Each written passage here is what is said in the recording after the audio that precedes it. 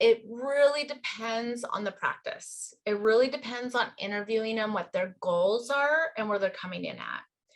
And how we like to strategize it is really looking at their strengths, their weaknesses, their opportunities, their threats, right? Coordinating to what they want from the practice, or where their really biggest pain point is, honestly. And you have to look at the brand.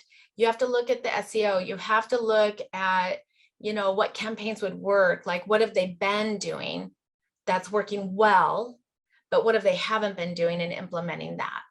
So my goal in looking at that is, how can they get quick wins? It's in looking at, like, let's give this practice the quickest win.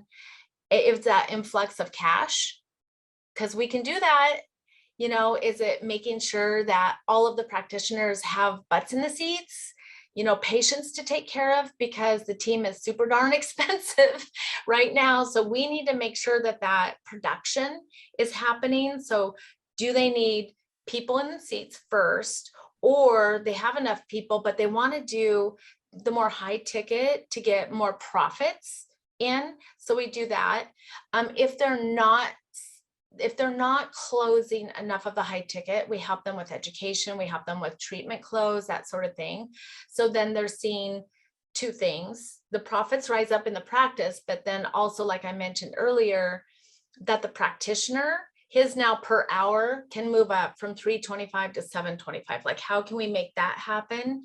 So it's really where that practice is on what you should be looking at. But the first is what's your quickest win, and what do you need? Or is it the team just wanting to pull their hair and wanting more culture?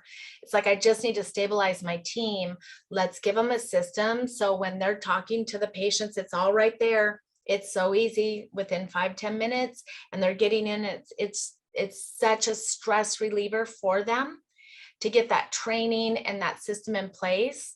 So then the doctor's not, where's my patients? How come my schedule's not, full, and the morning huddles are no fun? And so, yeah, it's really, I guess it would be, to me, what your biggest pain point is and what's the best quick win with that, you should go for. Here's like the quick wins normally is, I would say, honestly, Mel, 75% of our practices think that they are closing their treatment plans. They don't realize that they have, on average, 300,000, 500,000, up to 800,000 in treatment that has not been closed, and they haven't been nurtured, and they haven't been educated properly. So how do you prioritize that? That's strategic planning, because we have to look at the numbers. We have to know, what can we really do for the practice, instead of just the day-to-day getting, the success chaos type of thing.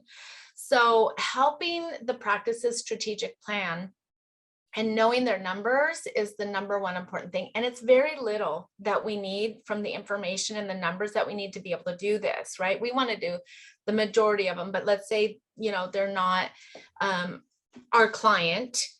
I would have them do, we actually created a marketing action workbook plan for anybody, so they can start looking at that. And it really walks them through how they can themselves look at their strengths, their weaknesses, their opportunities, and their threats, and even like their why, their unique value prop. It's like, we are pushing our doctors so hard to be so much more different. Like, you're a commodity. There's a dentist on every block a lot of times, right? You really have to stand out and be comfortable with standing out and being different, and then really nurturing these relationships. So the more that you can plan out and see where those opportunities are to do that within the practice and then within the community, that's what I would start with.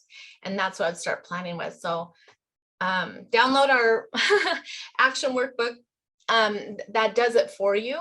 And really, when we get information like that from the clients, when they've started thinking about that, their progress for strategic planning and setting up systems goes so much quicker. Did I answer your question?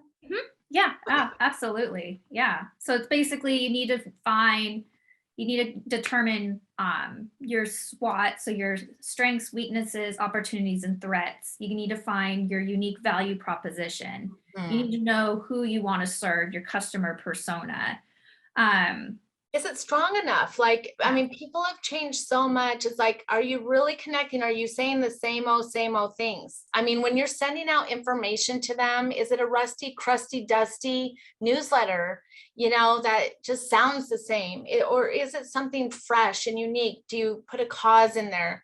Do you cause them to go, oh, wow, the dentist just sent me their favorite smoothie, or this is what's happening in the community, or this little piece of education outside of dentistry and then inside dentistry, and we don't want to build like a discount world, coupon dentistry.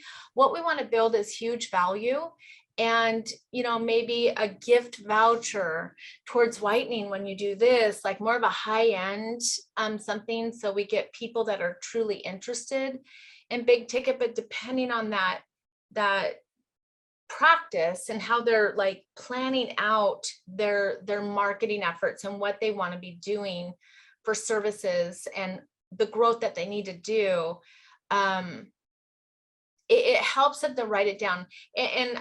And I have to say, most practices, 75%, probably 80%, because it's always the 80-20 rule, is they don't spend enough time with strategic planning. So if someone can help them with strategic planning, and someone can help them with looking at their real numbers and basing their marketing off of that, and then tying that marketing into revenues.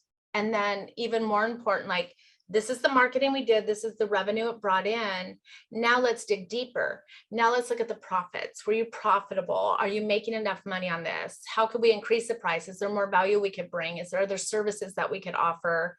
What else do they need? What other collaboration can happen, to make that happen? So I think that is the gold, really, in strategic planning and looking at numbers, is working out one thing at a time so you're not overwhelmed. Has to be one thing at a time so you can really make it a 10, and it doesn't overwhelm the practice. It encourages them, and it makes it run so much smoother, and the doctor's happy, the team's happy, the patients are happy, and we're happy because they've gotten the results. So what is that? Like a win win win win win. Yes. That's all yeah, we want. It's all yeah. winning. Hey, we all want to win. That's We all perfect. want to win. Awesome.